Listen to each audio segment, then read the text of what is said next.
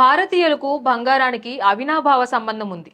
పెళ్లిళ్ళు, ఫంక్షన్లు, పుట్టినరోజు ఇలా ఏ సందర్భమైనా ముందుగా అందరి ఆలోచన బంగారం కొనుగోలు చేయడం వైపే. బంగారు నగలు అందం కోసం మాత్రమే కాదు, ఆర్థిక భరోసాని కూడా ఇస్తుంది. పైగా గత కొన్నేళ్లుగా బంగారాన్ని మంచి పెట్టుబడిగా కూడా భావిస్తున్నారు.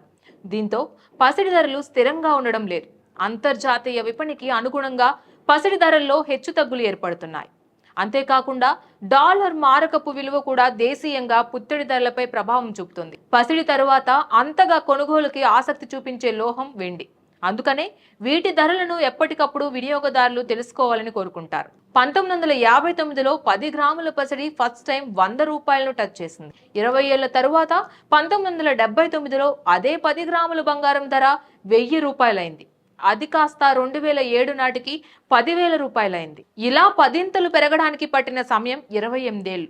అదే తులం బంగారం 10,000 నుంచి 50,000 రూపాయలను టచ్ చేయడానికి జస్ట్ 14 ఏళ్లు మాత్రమే పట్టింది.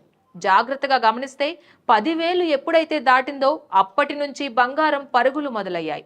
ఈ 14 ఏళ్ల పీరియడ్లోనే ప్రపంచంలో అత్యంత విలువైన మెటల్గా ఉన్న ప్లాటినంను కూడా క్రాస్ చేసి దాన్ని తొక్కుకుంటూ పైకి ఎగబాకింది గోల్డ్.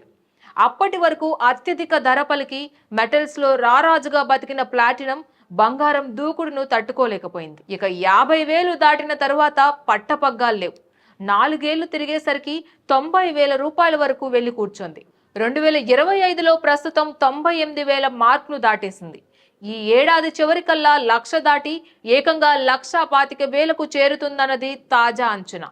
పసిడి ప్రియులకు షాక్ ఇస్తూ బంగారం ధరలు ప్రస్తుతం పరుగులు పెడుతున్నాయి. ఆల్ టైమ్ హైకి చేరుకున్నాయి.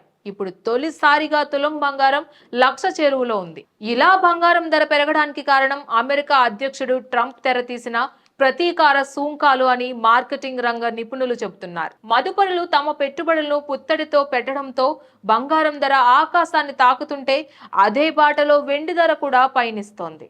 Please subscribe to the channel and download the Politicos app from the links in the description.